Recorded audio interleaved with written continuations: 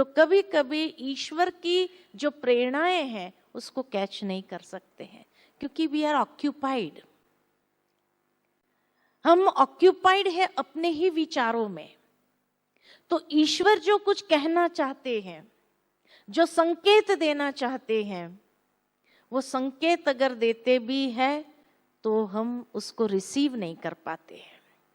इसलिए सरेंडर अर्थात कि हमें अपने मन और बुद्धि को उस वक्त फुल स्टॉप लगाना बहुत आवश्यक है,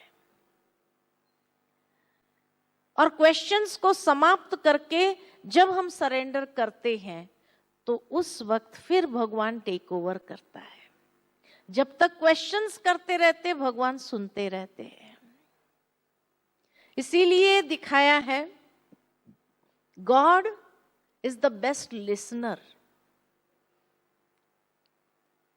जज को भी यही काम करना पड़ता है। They are also very good listeners.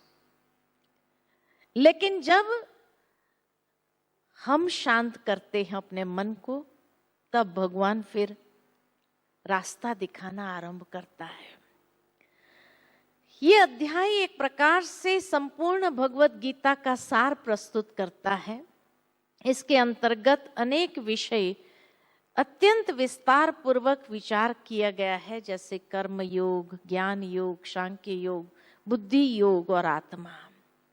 लेकिन सभी प्राणियों में विद्यमान आत्मा की शाश्वत स्वरूप के ऊपर अधिक बल दिया गया है।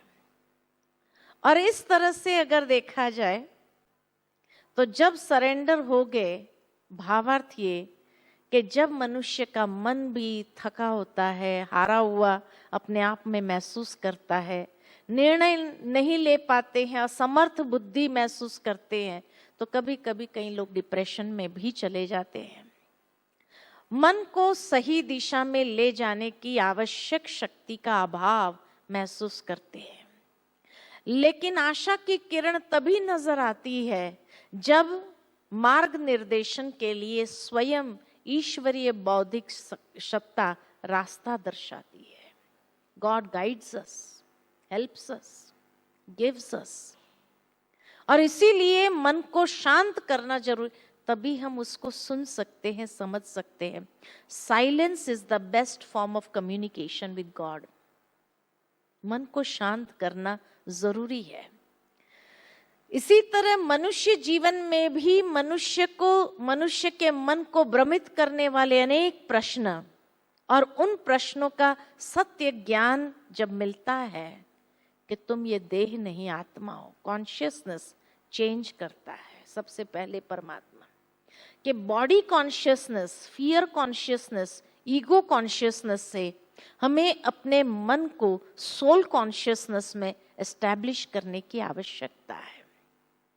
और इसीलिए भगवान ने यही ज्ञान सबसे पहले अर्जुन को दिया कि देह से आत्मा भिन्न सूक्ष्म शक्ति है।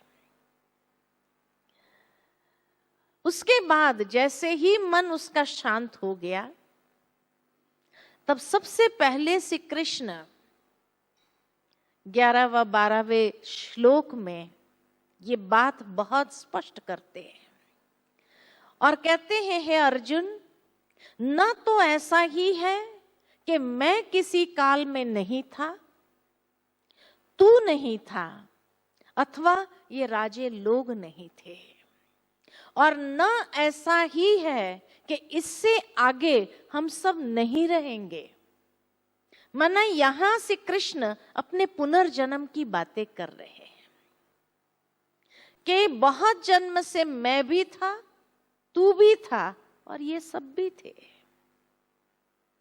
और आगे भी मैं भी रहूंगा, तुम भी रहेंगे, और ये सब भी रहेंगे, अलग अलग स्वरूप में रहेंगे।